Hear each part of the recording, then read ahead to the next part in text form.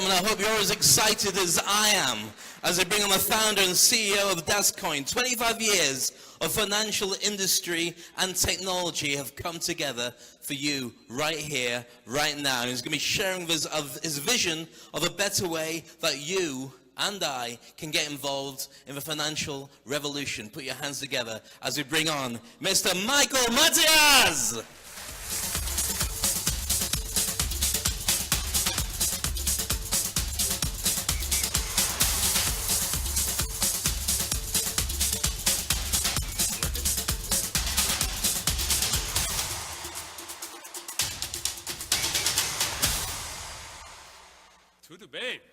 Tudo bem.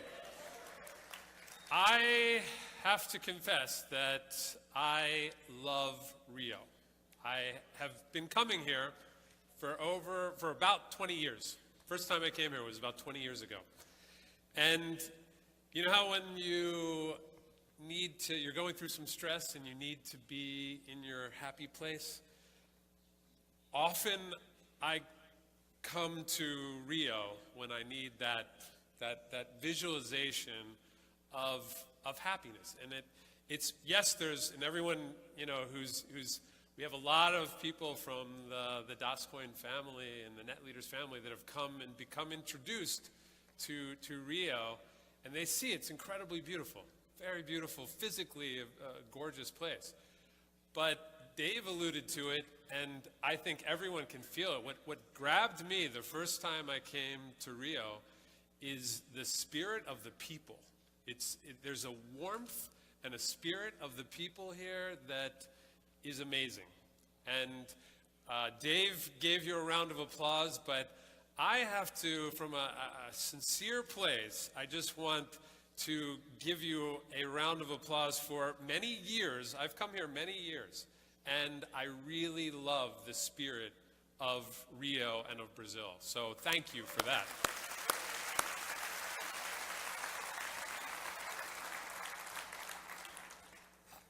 I want to share something that I think embodies the Brazilian spirit, and this is a natural place for us to come to really just share what's happening. I feel that a lot of what we've built in this domain is very emblematic of that Brazilian spirit. And it's, I think about the sunny day on the beach and the way people enjoy themselves, and that the equitable distribution of sunshine in this realm, and the way that people share from their heart, from their soul, it's just really something that's special. And I feel that a lot of the world doesn't have that. And I think that there's a very similar to that analogy of sunshine, that there's also, I see it as, and what I've always looked to in this whole realm is the economy, the way the economy works, and the way capital structure has worked within our economy has not been that open sunshine that everyone's enjoying. It's actually been very concentrated, as if the sun is only shining in certain places, or even worse, that there's a form of bondage happening where people can't reach the sunshine. They're not allowed out into the sunshine. And I feel that what's really interesting about this moment in time is that there is something happening with the fintech revolution that will allow us to distribute capital in a way that it's never been distributed before. And we're all used to economies that, and we can understand. I'll just put this up on for a bit. The idea of so economy. There's decentralized economies and there's centralized economies, and you can think about that in very basic governmental governance models. So in the very centralized, that's a lot of the central planning. I think that communism is a perfect example of that. Well, let's centrally plan everything and see where that gets us. And over the years and through evolution of economies, there seems to be a shift to decentralized systems, and capitalism seems to be a decentralized system that is working a lot in the world. But something that I would argue is not working is that the capital structure has been very concentrated. So there's a lot that's been explored in the top 2 quadrants, and there isn't a lot that's been explored in the bottom. And particularly what's interesting is a decentralized system like capitalism has always had this very centralized capital structure to it. And it's kept the benefits of the whole system locked up and concentrated among a very, very small group of people, percentage-wise. And only now, with technology, is it possible to unlock that structure. And there's the ability to explore. What I really want to know is what happens, what's the world look like in that bottom left quadrant? Because I feel that a decentralized, distributed decision-making governance model that is capitalism, I think it's a beautiful way to go. But what happens when we unlock the capital structure? You know, what possibilities open up when we're down there with fully distributed capital? And we've been living under, for many, many centuries actually, we've been living under central monetary authority. And that's kept the capital very locked up. And it's taken a lot of people and locked them out of the sunshine, of that, you know, there's the Brazilian spirit being enjoyed, life is being enjoyed by the top level, but there's a kind of a, you know, I think we, you know, very much like a beach in Brazil, we all, you know, deserve to enjoy the sunshine. And this is not, everybody gets the same amount. We want to recognize the risk-reward relationship. That's why, you know, we're definitely wanting to cultivate a system that rewards people that take responsibility, take risk. But we also really need to, we've got to we've got to unlock the possibilities so that people that are locked out can really enjoy in this. And we think that there is a way to do this, and it's happening slowly right now in cryptocurrency is happening fast, but there's still it's mimicking a lot of the situation we have in fiat, where there's a concentration. So we still haven't yet unlocked the full distribution, but there are ways of doing this, and that's really one of the things that came to mind in creating DasCoin. So just a review, because you guys have gotten, there seems to be a very knowledgeable group of people in this room tonight, and you've gotten some great information, but let's just go over pros and cons a bit of what cryptocurrency is. So it's a form of fast global transfer. It's inexpensive to transfer value through cryptocurrency. It's convenient to store value in terms of, you know, versus like gold, you know, storing it in the form of the digital cloud is very convenient. It can't be confiscated. That's something that a lot of people like about cryptocurrency. And it can't be inflated. There's a limited number of it. And we've been really suffering from the inflation dynamic that occurs in fiat currency. But there's also some drawbacks that need to be addressed. One is the lack of identification information associated.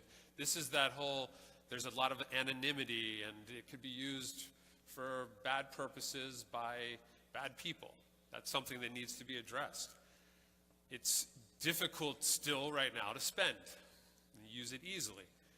There's a risk in exchange, both in the movement, there's a lot of price movement, and also in the exchanges themselves. There's been some that are not that secure. There hasn't been government regulation. That's coming. But that doesn't exist right now, and it makes a lot of people uncomfortable. And it's, in the totality of it, it's arguably difficult to understand. That's why education is so important. That's why there's a reaching out from our side of things and to everyone in this room to basically help bring about that understanding. So when we decided to create DasCoin, the idea was that we wanted to address these weaknesses that we saw and wanted to figure out, what's it look like, what does a cryptocurrency look like that goes completely mainstream, that's being used all the time for various different things by a lot of people. So really a mainstream usage, and it's sustainable. It's not this, here today, gone tomorrow. What does it look like in a sustainable cryptocurrency? And so one of the places that we started was, you need authenticated members. You need this, there needs to be a KYC. The banks use that. It's just identifying who's on the network. And we thought it's a very, very important element. And it is not, it's by most of our brethren in the cryptocurrency industry, that's looked upon as not important and potentially undesirable by them. They don't really want to be on the radar screen. But our view was, we wanted to be sustainable and we wanted to be scalable. We think there's a lot of business to be done, and businesses aren't going to take a cryptocurrency seriously, or aren't going to be able to justify it to their board members operating in a cryptocurrency if it's got unknown people operating on it, if it could be used for to finance terrorism, for money laundering.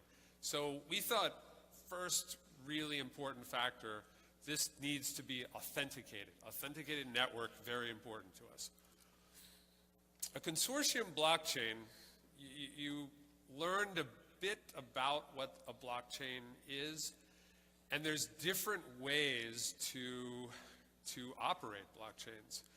They can be very open systems, and they turn out to be, it seems to be a great idea. It's very decentralized, very open system, and the proof of work, Bitcoin's a perfect example. Proof of work is one example of that type of a blockchain. Turns out it's extremely inefficient. It's very costly, has a big carbon footprint. It's one way to go, and it's a good way to go. It's going, that's Bitcoin is underneath that form of blockchain. But blockchain, as a lot of people in here know, is something that's fairly new, and it's still being understood, and there's a lot of different ways to create it. Now, on the other extreme would be a fully centralized blockchain. It doesn't make a lot of sense, because the whole idea is that there's redundancy and immutability. A centralized blockchain, the operator has the ability to change records and affect that timestamping, fudge the numbers. So that's not too workable. But if you move down that spectrum, the idea of a consortium that is licensed to hold those records and is being held in different companies or government bodies that are trusted and know that for the sake of the whole system, the strength of the system, there's not going to be collusion or some sort of changing, counterfeiting of the results of that. So what ends up happening is there's this structure called a consortium blockchain that has not been fully embraced by the industry, is starting to get more understanding, but it's something that we chose as our blockchain because it offered a lot of efficiency, and it offered many of the same great benefits of these open systems, without the exorbitant cost and the huge carbon footprint. And so we thought this is something that really, we wanted to build on this concept. We thought that made a lot of sense. Again, we're looking for a sustainable system. What you're going to find out a lot in probably this year, so if the 2017 was the year of cryptocurrency in many ways, I think that that's a statement that is a fact. This coming year, 2018, our current year, I believe should be the year of the ecosystem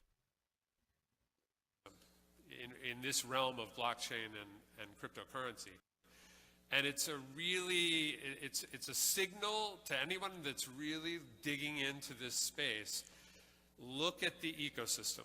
Look at the ecosystem around any of these coins. Paolo gave 5 important factors in when you're looking at a cryptocurrency. Look at the ecosystem. And by the ecosystem, we're talking about what the pieces that are around the coin or the currency itself. There's the wallet that you hold that coin in. There's the exchanges. There's different ancillary businesses that can be run on top of these these cryptocurrencies. And there's a whole realm of smart contracts that are potentially there, and there's many things that can happen in an ecosystem, and they naturally develop. So Bitcoin is a perfect example of, it's very decentralized, so the ecosystem naturally developed. There was no centralization. It just developed in a very disparate way, but it developed. Now, juxtapose that to a highly integrated ecosystem. So we love the principles of decentralization, and there are elements of centralization that work for the needs of this kind of a system. And so we've really looked to preserve as much of the decentralized as possible, but then bring in centralization where needed. And so it's a hybrid type of system, but it's an integrated ecosystem. And there's more than one company behind this whole enterprise that has DasCoin as the center of it, the store of value unit, but there's an entire ecosystem of other companies, all in alliance with each other, all working in an integrated way. And that's creating additional value. And so it's just a flag to think about when looking at any cryptocurrency. What's their ecosystem about? Like, do they have one? What's a part of it? What does it do? It's an important factor. It was something that we see as very different. This idea of not being able to have your funds confiscated, it's a winning idea. No one wants these centralized banks to be able to just go in as they did in Cyprus and did a bail-in and took people's deposits out because they needed it. They needed the money. That's just something that doesn't go down well with anybody. So we've preserved that idea of a decentralized wallet in what we do. And we've also added a further element of, we use a device that manages the encryption keys for that wallet. So we really are taking people by the hand and helping them come into what is normally a do-it-yourself experience. The whole realm of understanding how to do something so decentralized, there's no company that is providing that information. You need to know somebody that knows how to do it, and hopefully they'll show you how to do it. We are systematically helping people to enter into this whole decentralized type of experience, because we think it's very important that you, and only you, are in charge and in control of your cryptographic assets. And that's what our whole system is. There is much more than just a store of value unit to our ecosystem, but it's all the access is built around a device that manages those encryption keys. So it's a very important element. Finally, one advantage that I'd like everyone in here to consider is, when you look at a cryptocurrency, ask yourself, how is it going to grow? How will it grow if ecosystem is very important, how's it going to grow? The real element that's super important in valuing any cryptocurrency is the network. It's the network of nodes, the network of users, and you need to ask the question, how many users are there? What are they doing with this network? How fast is the network? How strong is the network? How secure is the network? Those are all really important questions. But ultimately, one of the most important questions is, how is this network going to grow? How will it add more users? And when we looked at this issue of growth, yeah, Bitcoin has a natural growth mechanism. It was the first cryptocurrency, and so it's kind of ridden that awareness. When all the altcoins that Pascal talked about, when they came on the scene, there needs to be reasons, and there is this frothy market where people are talking about, oh, it's this factor, that factor, but ultimately that becomes a very crowded market, and it's very, very surface, it's not substantial.